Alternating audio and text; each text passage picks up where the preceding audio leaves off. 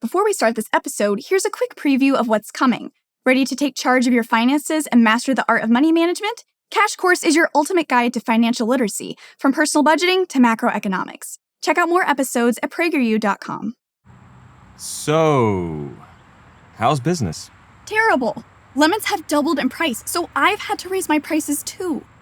Maybe you should sell something else? I can't do that. We are the ultimate lemonade corporation. Would you like me to subsidize that? You're gonna subsidize a lemonade stand? Yes, it is my specialty. What's a subsidy? Wait, is this another... A subsidy is an incentive usually implemented by the government to encourage people to engage in certain behaviors or to protect businesses. This incentive comes in the form of payments or discounts. A payment subsidy gives money directly to producers, like giving corn farmers $1 for each bushel of corn so the farmers can produce enough supply. Thanks. A discount subsidy reduces the cost for consumers, like offering a $200 credit on treadmill purchases to promote exercise. All right. A $200 credit? I'll take 2. I'll take 3. In a market economy, prices rise and fall based on the natural flow of supply and demand, eventually reaching an equilibrium. Interventions like subsidies, though, distort that equilibrium and impact the price signals between consumers and producers. Let's take a closer look at how subsidies work. First, consumer-side subsidies. This is when the government attempts to entice buyers to choose a certain product. For example, the government offers a 20% discount on groceries when you get a flu shot in the store's pharmacy. Now, more people want the flu shot because it comes with added value. Look at this line. It's out the door. This kind of subsidy increases the demand for both the flu shot and groceries, more than there would have been without the subsidy. Without an increase in supply, those goods will become more scarce and the price will go up for everyone. A carton of eggs is how much? But at least it's 20% off. Second, we have producer-side subsidies. This is when the government attempts to help the seller make more of a good or keep their costs stable enough to stay in business, either through a tax break or a direct payment.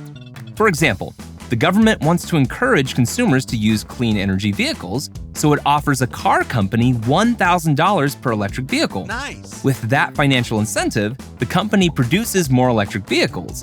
This results in more supply that's readily available for customers to purchase, which has the potential to bring down prices for everyone who buys an electric car. Ooh, heated seats, monogram steering wheel. Wait, I thought the subsidies were supposed to help make things cheaper. They can, for a time. That's because the government initially carries the cost by providing producers with payments or discounts for customers. However, there's a trade-off.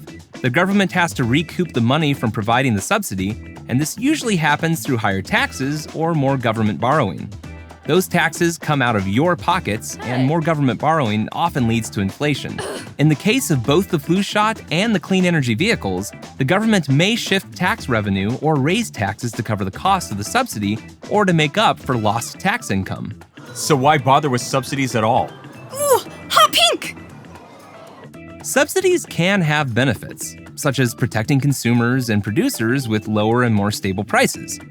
They can also help certain industries succeed, encouraging new businesses and innovation. Subsidies are also used to help lower-income individuals afford basic necessities through direct payments. But subsidies always create market distortions, when prices don't reflect the true value of goods. People and businesses get the wrong signals, like spending on goods that are only popular because they're discounted, not because they're actually valuable. Check it out, 200 pounds of oats. They were on sale. Why do you need 200 pounds of oats? They're great for horses. Girl, you don't have any horses. I might have some in the future. Subsidies often waste resources and create inefficiency by producing goods that aren't wanted or needed. If electric vehicles are subsidized, the company will be incentivized to produce more. But that's not a response to actual demand. Surplus cars will go unsold when the resources to make the electric vehicles could have been used to make more of the products people actually want, like a gas-powered car. Wahoo! Now this is a car! Those subsidized businesses are also given an advantage over those that are not, creating more competition for the same resources. This drives up demand, which increases the price of the materials a business needs. Those that can't afford to keep up go under. Subsidies are a powerful tool for driving certain economic behaviors. But as with any intervention, they come with trade-offs.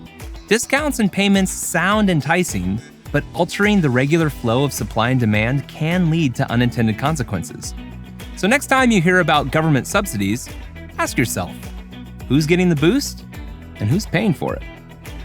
You took the subsidy after all, huh? Yeah, but now there are 10 lemonade stands on this street alone. I'm getting squeezed! Perhaps I can interest you in a cup subsidy to go along with that lemonade subsidy? No! Watch more at PragerUkids.com. And parents, don't forget to subscribe.